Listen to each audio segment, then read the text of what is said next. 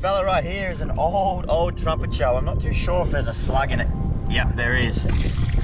Whoa! Look at the size of this! It's huge! Huge big trumpet shell with a healthy slug in there. Never take any shells with slugs in it. We'll put this guy straight back. You are beautiful, look at him. Whoa! Massive! Sorry, buddy. There you go. Tide pools like this one house some of the most beautiful and amazing creatures, but on the other side there's a dark side. There's the most dangerous, venomous sea creatures known to man. Have a little peek under here. What are the cone shells? It's a cone shell. You don't want to mess with those guys. You do not want to mess with those. They're very, very venomous. No, I'm not gonna. The most venomous shell fish in the ocean, so we don't want to get shot by one of them darts out here. We're spending the next 3 days out along the remote coast exploring the lowest tides of the year. Be very gentle, beautiful starfish. You should never really take starfishes out of water. Absolutely amazing. I'll put him back. There you go, fella. You've seen this flapping here. There's a fish high and dry. How did that happen? There you go, buddy. It just like jumped out or something.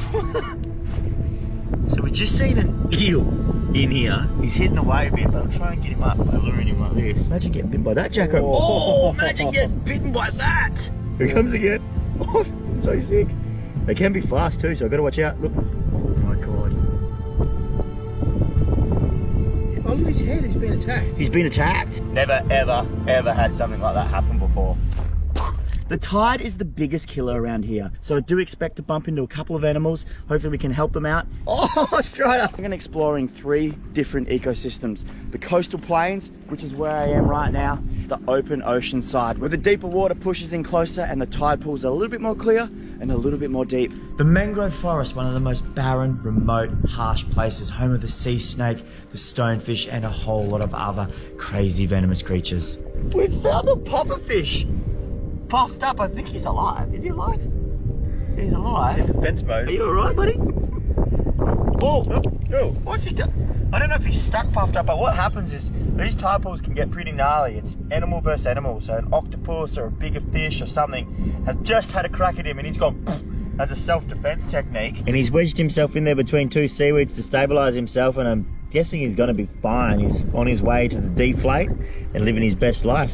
Like I was saying, octopus. This guy would have just got in the blue with that pufferfish for sure. He's fired up. Maybe the pufferfish was trying to have a crack at him. Oh, he's off. That is so beautiful. Hey, little fella. Whoa! He's gone. He's gone. That was cool. He's trying to leave it. He's trying to rounded it up. Strider's rounded up the tusky for us. Spooked it up on a bank. Nice work, Strider. It's beautiful. Here you go, fella. I bet you guys want to know exactly what kind of sea creature lives in this mysterious dark hole. Well, we go fishing for it and we catch whatever beastie lives in there. Woo! This guy right here, being one of the more friendly guys around here. G'day, mate. My name's Brody. Also, it's a big battlefield around here. Creature versus creature in the tide pools over food, mating, and all that other stuff. This fella right here is actually venomous. Ooh, and this eel is angry. They were blue in then. I don't know whether that was attacking that or that was attacking this. I think this fish was actually attacking the eel and the eel was fighting back because these guys, look, yep. Oh! What the hell? Yeah, that eel was strong. Oh, I don't know what the hell is going on. That eel is off its chops.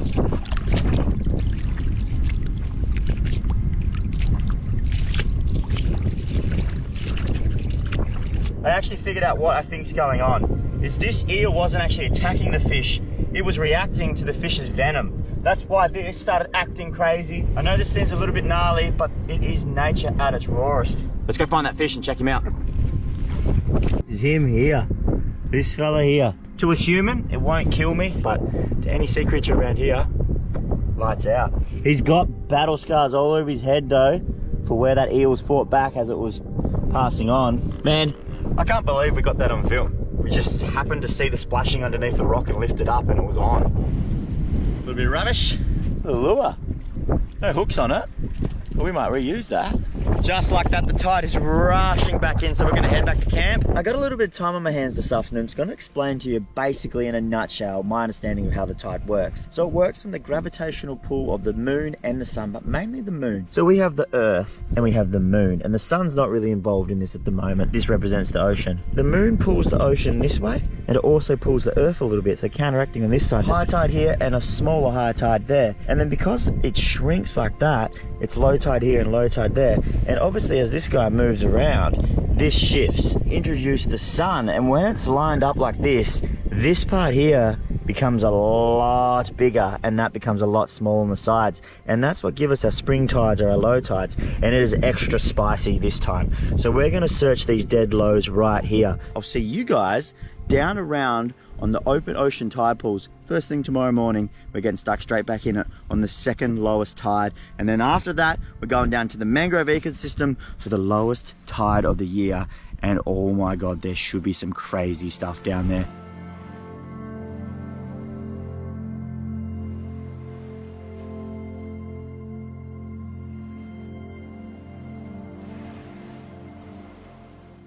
Another bloody beautiful morning. We're more on the ocean side. It's deeper water off the coast here, and all these tide pools are a little bit cleaner, a little bit more beautiful. And Jackson and I are just going to go exploring through all this area here. It is about an hour away from the dead low, and a lot of this stuff exposed isn't normally exposed. So we'll see what we can find, Strider. It's very important to make sure you step on all the dead rock and not any live coral when you're out here. First find is this beautiful blue starfish. Absolutely beautiful. Won't disturb him too much. Try not to handle anything if you don't have to. I just wanted to show you guys so you guys can see what it's like, but be careful what you pick up out here. There's a live clam there, it's fully exposed. Strider's going for a little further investigation into this tide pool, aren't you, Strider? Oh, it's a big one. Whoa! There's an Ockie in here. Oh, he's sucking under my finger. He's huge. I don't know how he's in there. I'm looking for one creature more than the rest, and that is the blue ring octopus. It is pretty much the deadliest creature in the sea. I just caught myself an octopus friend, and he gave me some fresh ink. He's an absolutely beautiful fellow. We're not going to hurt him in any way. They're actually really inquisitive. Sometimes when you just be a little bit persistent, they'll come out and hang out with you. Oh, he's inked up. Oh, look at him. So for those that you don't know, the ink is obviously a decoy so they can slip away. They're a master of camouflage. They're actually the coolest bloody creatures. So this is the thing, that sometimes they get too friendly. Let go, mate. He won't let go of me. Coming up to say good day to you guys. How awesome is that? So he's changed his camouflage pattern, the color, the texture to suit the ground around him there. Look at the ribs on his back there. How sick is that?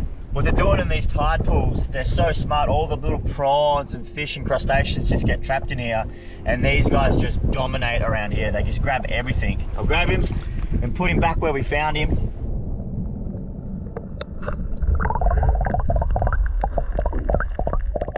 It's the dead high right now, and there are literally hundreds of reef sharks just coming into the shore. They're schooling up, and I'm out there. Let's see what's going on. The drone's up in the air. This is gonna be wild. Righto, wish me luck. Let's go.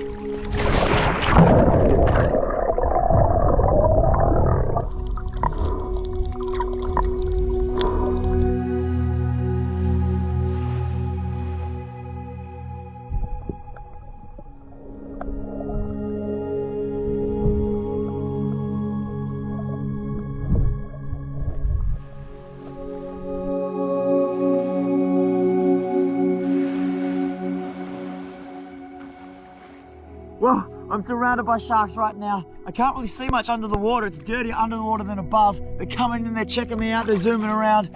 I bloody love this so much. This is amazing. Woo!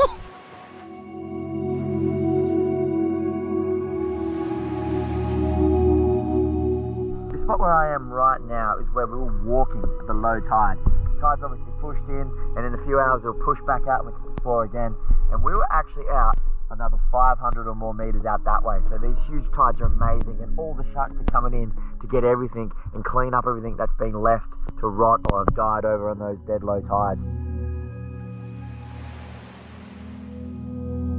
Jacko and I are just racing the sunset to the mangrove coastline. We want to get there just before it goes down. Drone up in the air. We're basically just going to roll the swags out wherever we end up. And tomorrow morning is the lowest tide of the year, which is what we're doing this all for. We're super excited about it. On the dead lows down there in the mangrove ecosystem, it can be really crazy. A lot of animals like sea turtles, stingrays and all that sort of stuff actually go high and dry. Hopefully none of that's happening, but you never know. We'll get down there and see what's going on. So this fella here is the stonefish. They are a venomous fish, but around the fish everything's pretty safe except there's these spines that run along its back and they come up like needles and they can inject some nasty stuff into you. It's not likely that you will die. Oh, sorry buddy, I'll let you go. That's his mouth there. Grumpy. There's not many recorded cases of people actually dying from the stonefish. It's pretty easy to get aid and all that sort of stuff, but if you're out and remote, there just is that chance. So just please be careful, wear your booties, don't do what I'm doing, and keep your eyes out for these guys.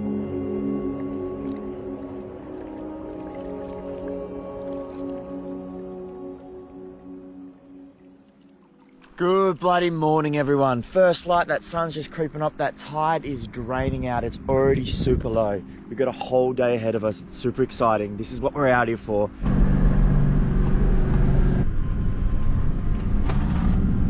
As you can see behind me, the mudflat plains just stretch for miles and miles. And on these spring tides, there's only one high tide. And what happens is turtles, stingrays and other animals, they go up it, finding food, finding mates or whatever, and they misjudge the tide. And they get stuck high and dry on these banks. And the tides won't return to that depth for a long time. And that deadly combination of tides not returning and the hot summer sun, most animals do not last more than a few days around here.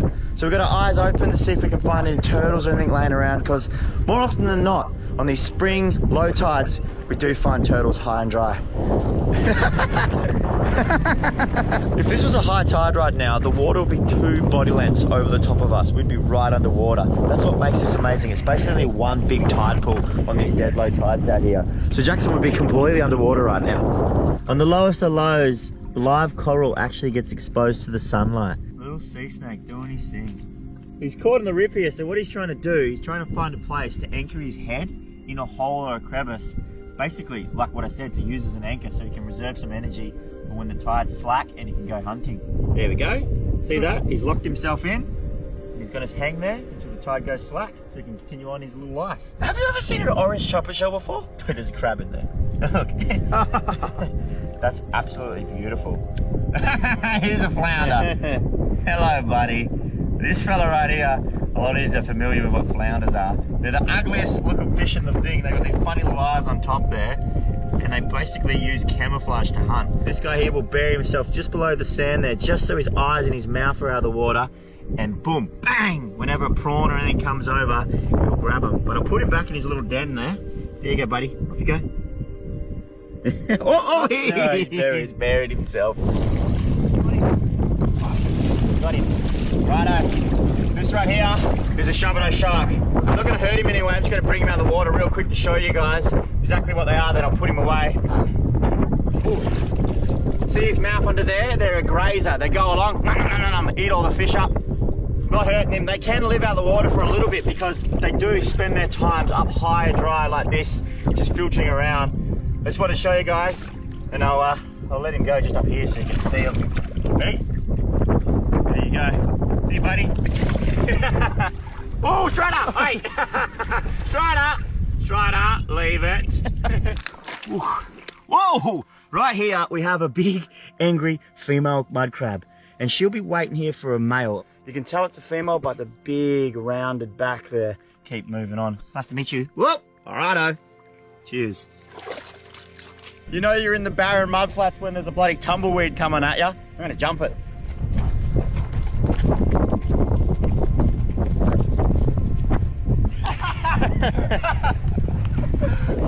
Oh, Stratty!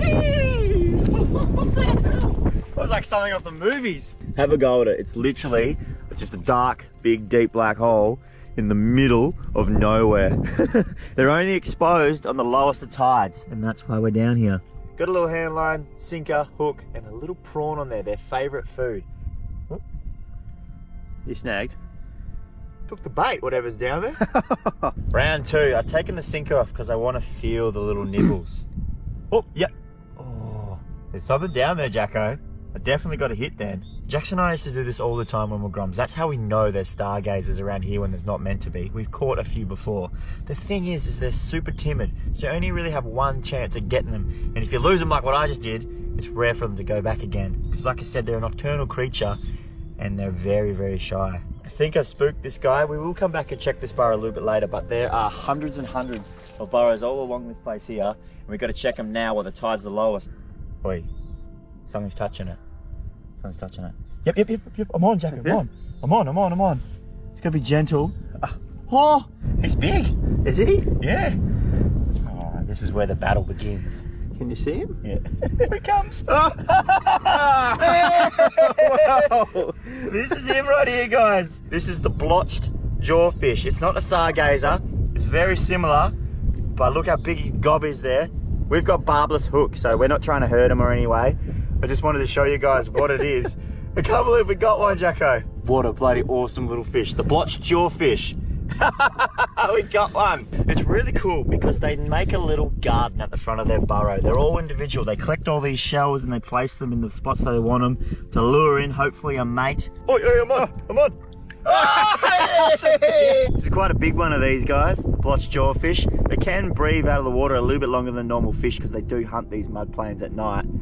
But we'll get him back in his burrow. You want to go back in? Found a little hairy crab here. It's pretty obvious what he does. He uses camouflage and he hides in the rocks and in the rock pools and eats all the little mollusks, little prawns and stuff like that. There you go, buddy. Don't know where he was off to. Found a turtle. He's high and dry. I'm just gonna check. Oh nah, he's definitely not alive.